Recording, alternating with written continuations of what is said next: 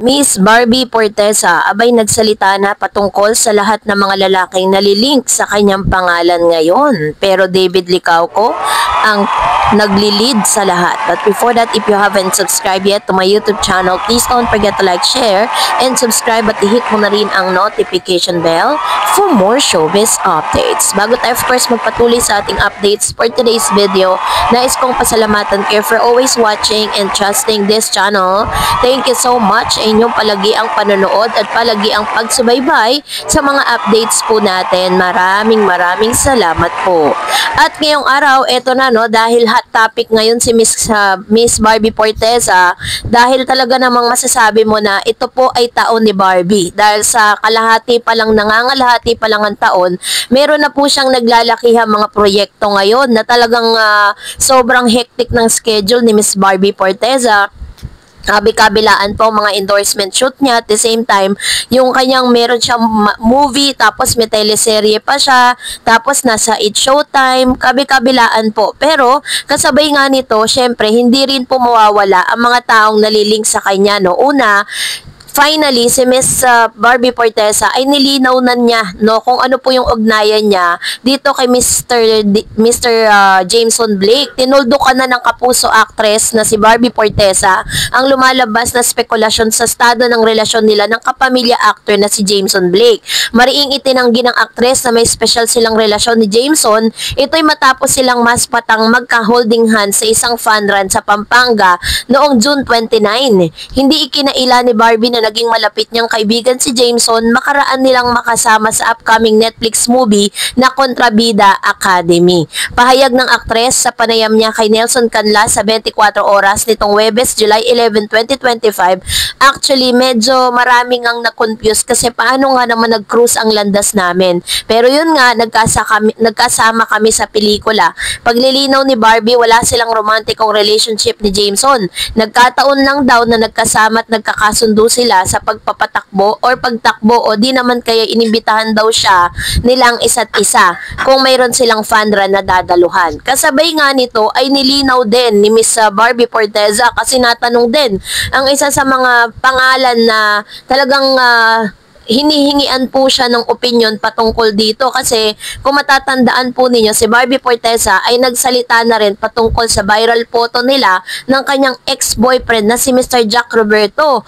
Meron din siyang mga nilinaw sa mga nalilink sa kanya. So, matipid ang naging komento ng multi-awarded kapuso actress na si Barbie Forteza sa viral photo na kuha sa GMA Network Beyond 75 event noong June 29 nang nagkita sila ng kanyang ex-boyfriend na si Jack Roberto. Kuha ang larawan ng GMA Integrated News kung saan makikita na masayang nakikipagkwentuhan ng My Father's Wife actor kay Barbie.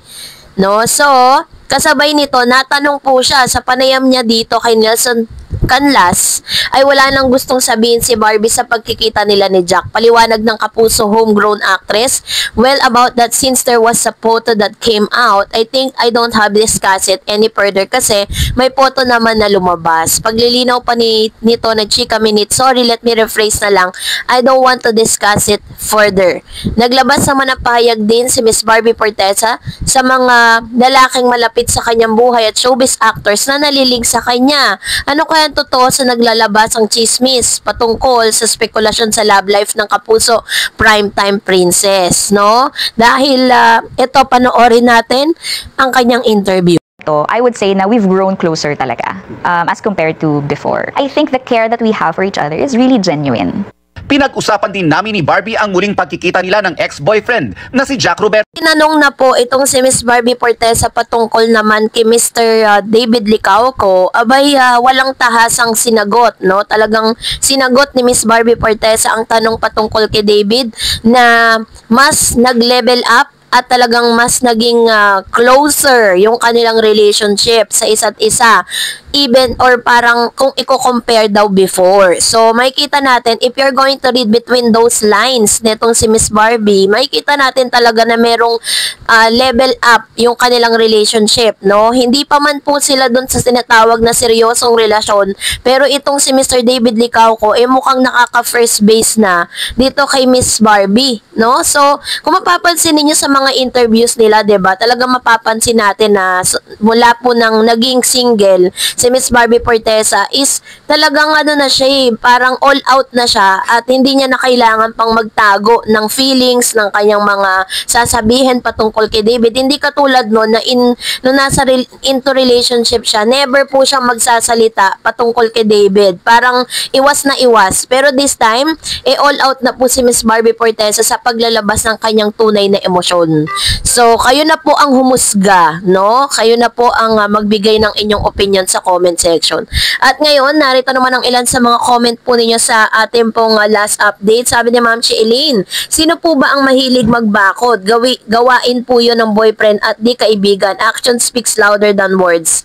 Barda is a real lovers. Ayan. So, ito yung kanyang opinion naman patungkol dito. And sabi pa ni Miss Trini, eme lang ang Barda, marami ng hints na pinaparamdam sa atin na sila na minsan pinag-iisip tayo, minsan naman nagpaparamdam sila, baka malapit nang umamin sila kasi sabi ni David, 3 to 4 years magpapakasal na siya, road to forever na ang Barda. Tapos natakil din po sa Tony Talks na yun nga, ready na rin si itong si Miss Barbie, no? Talagang nagmamatch po yung mga sagot nila eh. Sabi ni Miss Minda, Ma'am Darets, good evening. Tama lahat ng sinasabi mo sa Barda. And of course, sabi ni Miss Teruel, sabi niya, Rowella, sabi niya, Shimin, yung policeman, pero torpe, hindi man businessman. Hay, at atat na kayo. Leading man niya sa beauty empire. How come si David ang pinari? Correct ka, Miss Author. Buti ka pa, nakakaintindi. Ayan. So, salamat, Ma'am Shi, sa inyo pong comments, ano. At the same time, is talaga namang kinaaaliwan itong si Barbie sa bawat nilalabas niyang statement sa social media. Talagang nagte-trending sa X at pinag-uusapan na marami mga Barda fans, no? Wala man tahasang pag-amin sa kanila pero sa mga linyahan nila halata na. Sabi ni Pinay, sana lahat ng vloggers are like you, Dareds. Positive lang sana ang report sa channel. Every vlogs nila kasi pwedeng karma ang makuha ng mga toxic bashers ng Barda or any showbiz artist. Ayan. So, kasi sobrang toxic na po ng social media ngayon, tapos magpadadagdag pa tayo, di ba? Kaya ka nga nanonood at kaya ka nga po talagang parang meron po kayong inaabangang mga artista to entertain you and not to parang ma-stress kayo, 'di ba? This is the reason why kung meron mang mga negatibong balita patungkol diyan, narito po tayo to fact check at ipaliwanag sa inyo ang mga nangyayari sa kapaligiran. So salamat Miss Pinay sa pagtitiwala. Sabi ni Miss Helen Villanueva, Miss Dareds, please analyze and react. Sabi ni Jim Barda, Alex Manalang is the long time 2015 non-showbiz girlfriend of David who resides at Australia. Siya daw yung pinupuntahan at dinadalaw ni David sa Australia at kamakailan ay kasama ni David na nag-spend ng kanyang birthday. If this is true, how about this ex-girlfriend 2024 na si Kisen? Nakakasama at dinadala rin niya si David sa Australia pero nag-break na sila ni Kisen by July or August 2024 because, tingnan nyo yung analyzation ni Miss Helen. Kaya talagang hindi nagtutugma yung sinasabi nitong si Jim na magjowa, jowa ni David to. So, nagselos daw kay Barbie. Alam kaya ito ng dalawang girlfriend, Alex at Kisen. If this is true, so lumalabas na cheater si David. The question is, bakit ngayon lang lumalabas ang tungkol kay Alex? Bakit hindi nag-comes out noong girlfriend ni David si Kisen? At ngayon na nasa kasikatan ng Barda at wala namang confirmation ng kanilang real relationship, totoo ba to?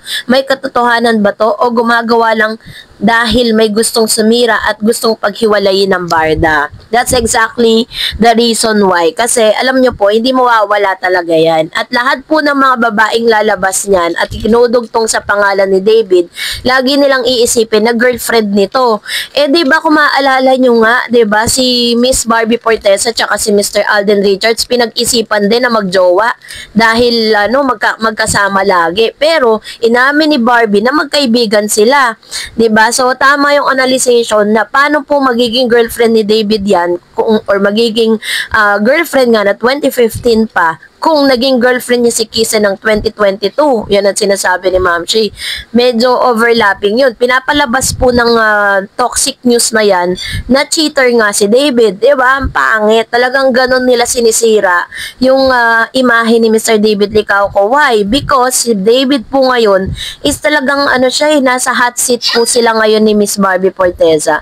So the more na pinag-uusapan sila, mas lalo silang sumisikat at mas lalong nagiging prominent yung pangalan nila sa showbiz. Kaya more bashers nga, more blessings to come, sabi nga. So anyway, so at least pag-uusapan din natin yan para at least po is maliwanagan kayo at talagang ma-debunk na yung issue patungkol dyan. So that's it for today. For more videos and updates, please don't forget to like and subscribe, and please don't forget to follow my Facebook page, Dar Eds TV. God bless everyone.